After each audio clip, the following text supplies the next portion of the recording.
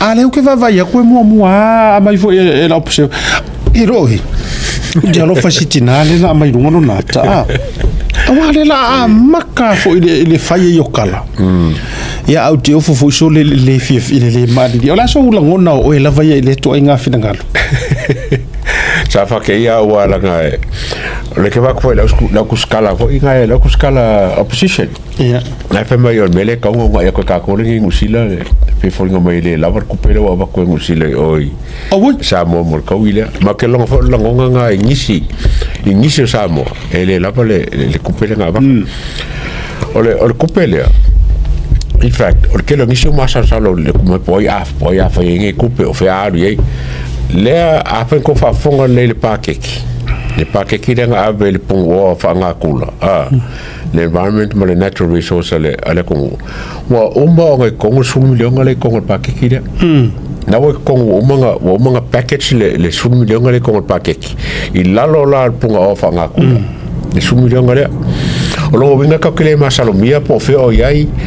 a o ila fa nga pola le la fa nga malo ile mea e ka ka un fa nga yai ya el pakeki le welunga eu tô sila mai ai Ministry of Natural Resources and Environment o le la tau paketi lena tu ina mai le tala le tupe fati tau au tu tolu sfurfitu miliona lua se lau valsu mar tolu afe lua se lau fasu mar fitu tala o le la tau sila mai la le breakdowning o le vaenga lea le sau ai ma le tūlanga lele o le se fulu miliona for compensation highlighti for na tonu lava se fulu miliona for compensations to the Safata district for the sunken Mana Wanui vessel. So or ngala wai ko kongu nga wai ko kongu or the facility, is it enough? Now let's be straight. Kako i me sa sao ele aya se me ka o se enough pe aka ko wolo i me o me fo i yo nga afianga ku mau ai manga ku mai ole tulanga le wa au mai ngai New Zealand o nga o se vai ngo se so swang e ka nga fai ka wangi ai le mele o ya ele aya se nga mar mele ka ku finga wangi ka ku sikseng ali atu le ai masonga nga alfesidi o ka ko mariria ile merenga grant medicine of course ka ke o mariria uma ikua paka kua langa o leo mai ngai ka kai le mo ala ko pension e o mai ele o alu fo ia nga kupulanga ka kaunga le pe aka ko wa kuri au pule o malia roko le nga o sa o ka ko wa ia malalo langi le nga o sa mo se o finga ngalor ka kai fa maria nga ka o le maria i vai ai a fai wa yesinga mea ka ko fa kai ile kua wa yesinga mea mo ngi kai ioi ya la ka ko filosofia la ko va ver ka ko fai mai ele lava a nga le ngia la se mea male ye ka fa va o le ari si mea la fa ya ele New Zealand is not bound e a veces un millón o ele fai se ka ko corcation fa pe ku ya New Zealand e a veces un millón ele ai o le loco fo ke i fo lava o usila male la ko kiro melen ku pusamo le wa ko me ala fasun yo nga kalia po lava ya lava makalia angale kalia ngal malo lo ke el sum yo la mo kalia malo wa kalia malo mo ka ko wa lava mo ko a yengi simea o nga foi ko me skarsak pa fa pe e simea o malo foi ko mo ya lo mo vinga la ka ko le fifio o la nga yo malo anga il malo o la ga ben musila ma ora ga ma ko ringi anga il malo o musila il malo sambo malo musila fa pe e lo lava ye pe fa pe o lava a ke lo walan ka ye sambo o lava mo ko na ko fa ngo ka nga sami ma la wa ma ka ko le ye me ya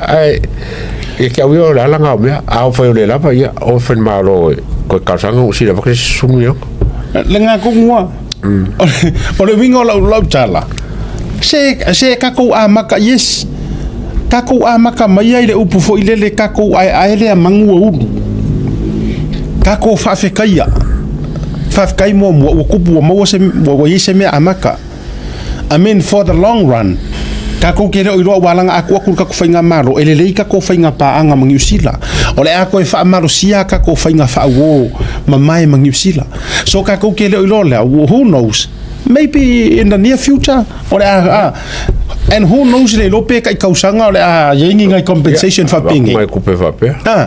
le lope o fo il paquet que la kausanga ya e ano wa ke wa agree ya New Zealand at least kai 2 milion ar kausanga mo resi fies furu kausanga se ora me ai ya maua mua ka ko loko fa afrika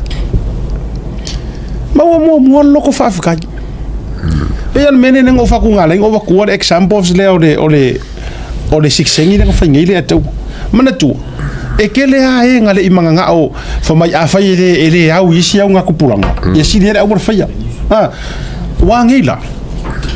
le wa ko mo mai kanga kai ngai mawala ko pengifiki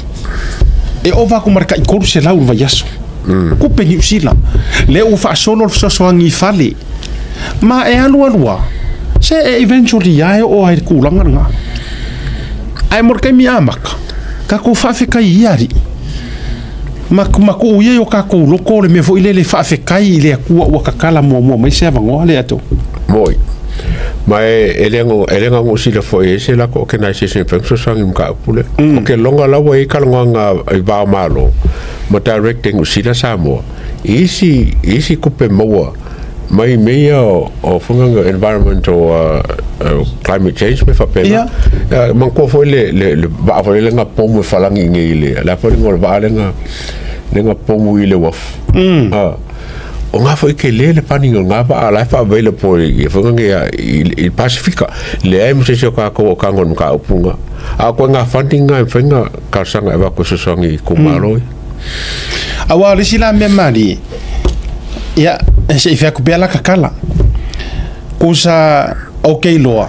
e feolo loa nga ai nga sao e kele ai nga kuai fa ku i le sami ma au te lo ar ko ke le wa nga ia i le makeki wa nga i ngaru nga fa vai kaimi ai ku so le sika nga kare la ke le mai langa fa le la vai or kanga kai ele i ku sa o ai sami ai o mo kusa sala finga uia mai la sa fa ka voi ngai e usur kai a usur e uri aru fiafi ile sami fa ngoka a mela le ore ke kele maior faiki ore arka ka foi le sa fa ka usul makeki ia mare sila vainga ele fa pe foi na sa fata adoa ele me arofa le le to le ngai le nga kai fa le sa fa ka le nga afia de mele ya sa mo ko le nga ola ka fe solo le ta fenga le au matu la ngai suau a o ya wa ia mo le nei taimi si kako ku ia le melia kako ore manga o keli tu ia le fa peta te fa ya tu a mea ona le ai fa fe kai wa kakala le vango lo pe halu aru ngei ko o ka usanga fou ko fa pe mer fa nga malo sa mo yang usila ya mari dia ia manga ia ko sfur milionga nga mai ai le nga le uma ngai le fa so podia ngai ngisio ya ko sauri si mea ya o ya fia la o mingi mea o ya o se malo a fia nga ru pe fa pe o ngai le o ku ko ri ma ai sa fa kio ai fa mo mai ruma le ka siro mo kuane yang ngomong le se uri fa mai o le mele ka nga nga ko ka ko ngi la mela la ka fo ma ko o yo nga wo so mai fo mai yo lo kama o yo si